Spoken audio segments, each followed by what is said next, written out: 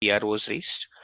It took around 2 or 3 minutes, and now I am the developer. So Azure Devops is sending an email telling that, you know what, you have a code review that is waiting, and this group is required. So if I click on view pull request from here directly, I'll go into this page also. I can go ahead approve this out and so on and so forth. So emails are automatic. You kind of get these emails from Azure DevOps out here, automatic in nature. And now all my code is sitting inside the branch, inside the develop branch of my repository out here as such. So this is where the developer says, okay, fine, you know what? I have done my part. PR is done. And the developer will go back to his work, telling that, okay, fine, once this is done and all, I will go ahead, enhance this code, see what are the features and etc. So he'll go ahead, start working on his local feature branch, telling that, okay, fine, these are the files that I need to change and all these things out. And that is a parallel development activity which will keep going on. But now it comes back to you as a DevOps engineer to go ahead, create a CI pipeline, create a CD pipeline, create the infrastructure and etc. All these things are something that you have to do as a DevOps engineer out here. But before I go there on how do I create a CI pipeline, what is different that I'll be doing and all that stuff, before I start with that, any questions still here? Any questions still the branching and how the pull requests is merged and all these things? So anyone, any questions that I can take till you?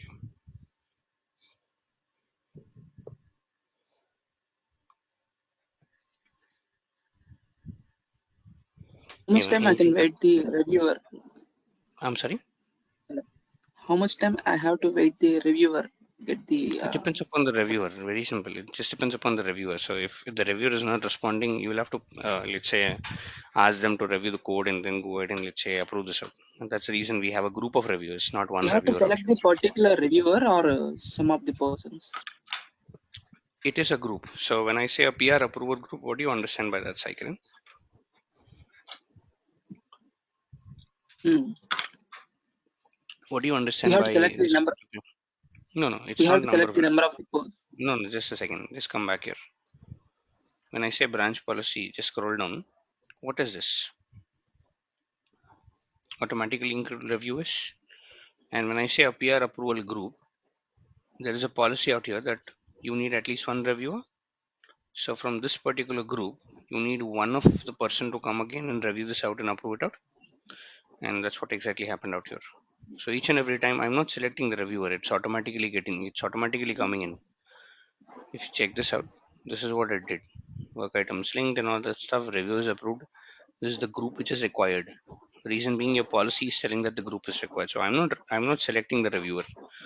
The group is automatically getting included, and one of the persons from that particular group is going ahead and approving your code.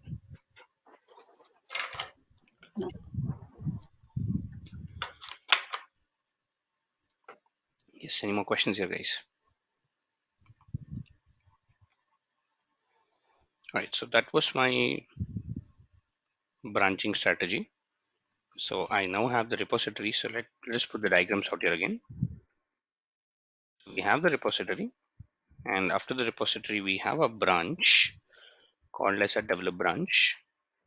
It's protected with policies.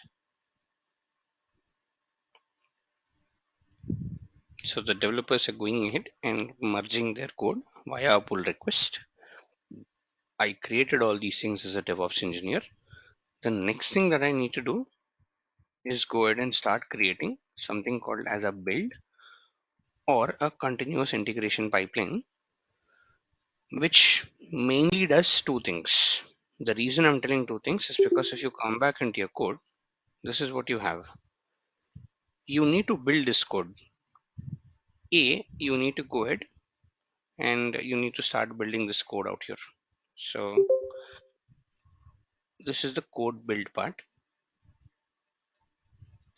Again, this is a .NET code. It's a 3.1 framework.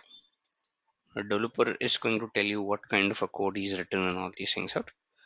So code build, same like that I was doing earlier. But also one more thing is that the SQL file style, right, that I've added. Now, you do not build a SQL file. The SQL file is directly understood by the server. So it's already in a language which the server really understands out here. That's the reason I created a .sql file. What I'll do is very simply, I will just create a task which copies these files from the source directory into the artifact staging directory out here, or into the artifacts directory, so that along with the .zip file, I can also use the .sql file while I am releasing the code, or while I'm, let's say, working with the code release out here. This is what I would like to do moving forward. So what I'll do is, let's go here into the pipeline service, and these are the two pipelines that I had, first build pipeline, etc. I'll say new pipeline. I'll just scroll down. I won't go for YAML yet. I'll go with a classic editor. I'll say create a classic editor without the YAML.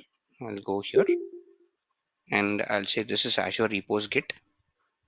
Project is called Devops Learning 8. SQL Web App is the name of the repository, and the branch is the develop branch out here. And I'll say continue. And in here, I'll just scroll down, and I know that this is a .NET, so I'll say apply this out. So now again, I can rename my pipeline with to SQL Web App Build. You can optionally choose your own pool, or since I do not have my, let's say, agent right now, I'll select a Windows latest agent. I'll say Windows latest. Now it is asking me what is the path for your CS project file.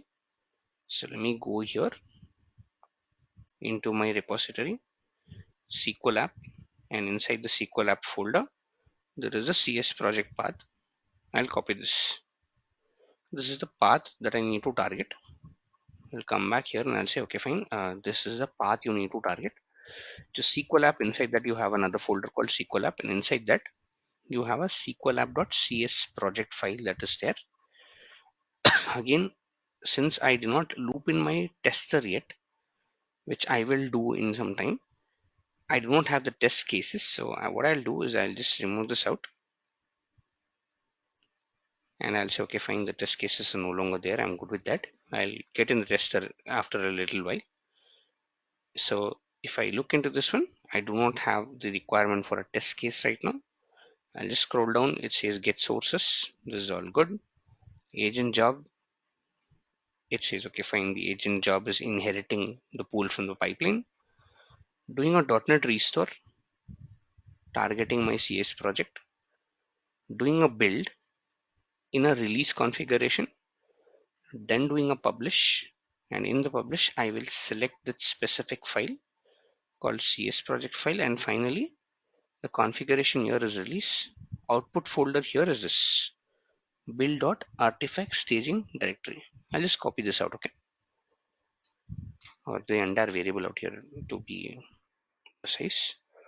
This is the build.artifact staging directory, which gives you, or it's a predefined Azure DevOps variable, which is telling you that please go ahead, save it inside that particular artifact staging directory. And finally, publish artifacts, which makes sure to get all your artifacts from that particular build.artifact staging directory to the drop location on your pipeline so that you can start using that particular artifacts.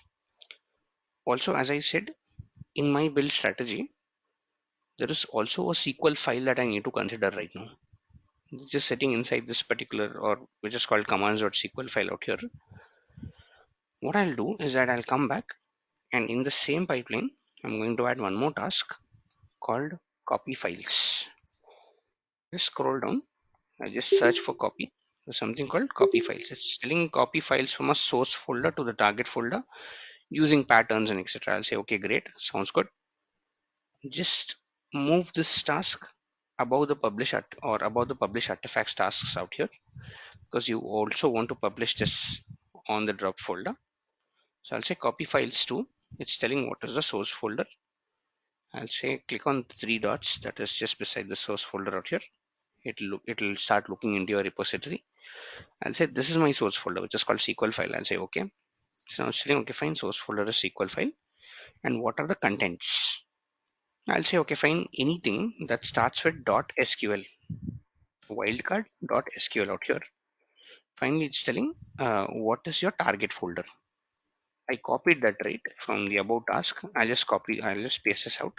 I'll say my target folder is a build.artifact staging directory. This is where I want to save it, and I will save my pipeline. I'll say building and copying files. So one thing that I'm doing additional, apart from the regular build pipeline, is I'm adding one more task called as a copy files task out here. And here what I'm doing is I'm just going inside the folder called SQL file, just copying all my .sql files out here into a build.artifact staging directory out here. And then finally, I'm publishing all my artifacts out here as such. And then the first dry run, meaning I've created the pipeline. I want to now give it a dry run out here, which means I'll just go and click on the queue and I'll say, okay, fine, these are all the things. I'll say run this out. So I just want to see whether this pipeline is running, what are the issues, and should I address anything and all these things out here as such. Again, I need to work on this provided I have a work item. So my Scrum Master needs to tell me, or the developer needs to give me a work item telling that please go ahead and now start creating a build pipeline out here.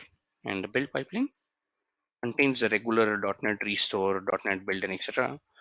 So .NET Restore, build, and publish. Apart from this, I'm also adding a copy files task out here. So this is me as a DevOps engineer going ahead creating this particular build pipeline so that whenever, again, this is a build pipeline, I haven't converted it into a continuous integration pipeline. Reason being, I'm doing a dry run right now to understand whether all my restore, build, publish, and everything is successfully working, artifact is coming successfully. Once I'm good with that, I'll then go ahead and let's say make it as a continuous integration pipeline so that whenever the developer goes ahead, commits any changes out here, those changes will start triggering this particular pipeline and then giving the artifact altogether out here as such. Yes, any questions still here on the build strategy that we are doing? Anyone, any questions still here?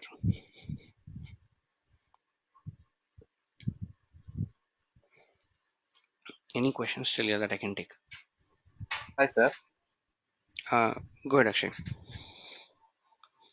So yeah, the code written is SQL code, no, sir. Mm-hmm. It means the SQL code is written in .NET language, right, sir? Correct. The SQL code is written in a .NET language. So if you go back into your code here, right? Go into the SQL and go into your CS project file. This will tell you that the framework is a .NET 3.1 framework basically that you're targeting out here. So all these things is written in a .NET language. Now the same thing can be written in Java or Python or whatever it is, whatever flavor it is. But in our case, it is being written in a .NET language out here. Okay, sir, thank you. Yes. Any more questions out here, guys? So if I look at my code right now, if I look at, sorry, the pipeline right now, it's done. The dry run is successful. So if I go back into it, if I look into the pipeline run, it did a SQL restore, build, publish, and also it copied the files and then finally published the artifacts. And if I go back into the artifact publishing folder or the published artifact folder out here, I have a drop inside which I have the commands.sql and also the sql.zip file. So I have a .zip and I have a commands.sql file out here, which is ready to go, which has all these, let's say, things out here, which is like good to go and all that stuff. So this is what I do have at the end. So I have the commands and then the SQL. This is what I want to produce. So since they are there, since it's going fine, I'll go here, say click on these three dots, edit the pipeline. I will add a trigger called continuous integration trigger out here. I'll say continuous integration trigger enabled, save. I'll say CI trigger enabled. This marks the end of that particular CI pipeline, wherein I added finally CI trigger out here. I'm now ready to start with my CD pipeline, but before that, I'll also do a check with my developer telling that, you know what, I have produced the artifact. Can you download this artifact? See whether this is what you really wanted. Is there any mismatch in the configuration? Is there any mismatch between what you're expecting and what you got? Are we good with all these things? So this is a check that we do with our developers. And once they are good, we can go forward with the release strategy. This is what we do have. So if I just come back to the diagram, finally it produced the artifacts. And in the artifacts, I have a .zip file and I have a .sql file out here. These are the two things that I do have as a part of my artifact. And now this is no longer called as a build pipeline. It's rather, oh, sorry, let me delete this out. It's no longer called as a build pipeline. It's now called as a continuous integration pipeline out here. So I have the CI pipeline that is ready, all good to go. Also giving me all the right artifacts. I checked with my developer. He also confirms that this is what he is able to see. All good. And I can move into the release pipeline strategy. This is something that we haven't covered yet. This is something that we are starting. So before I start, any questions here? Anyone, any questions here?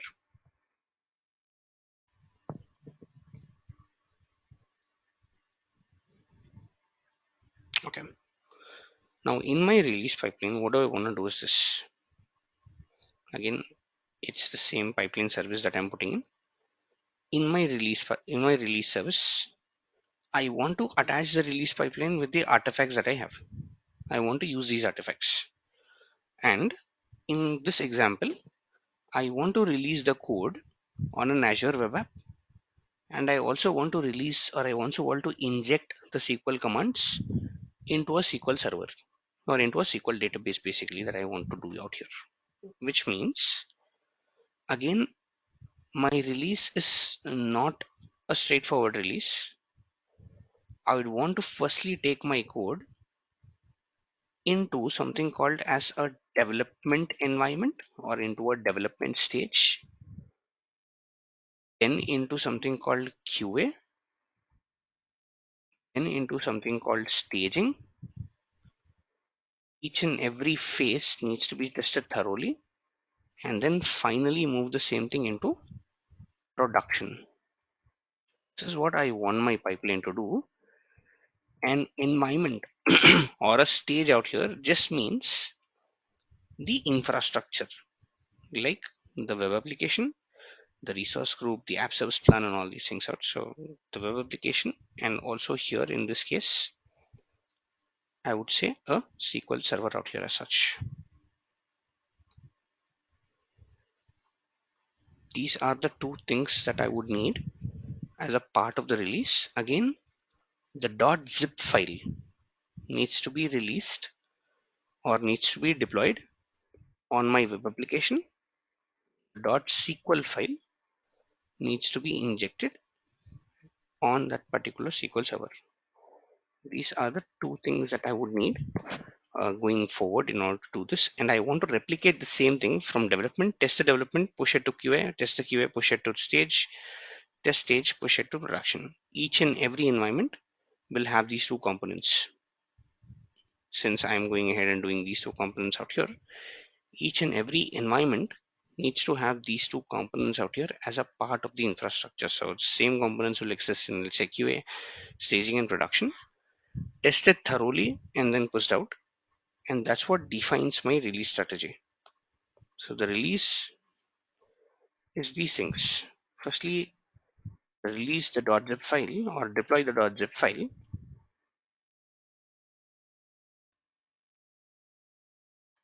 And also insert or inject the SQL commands.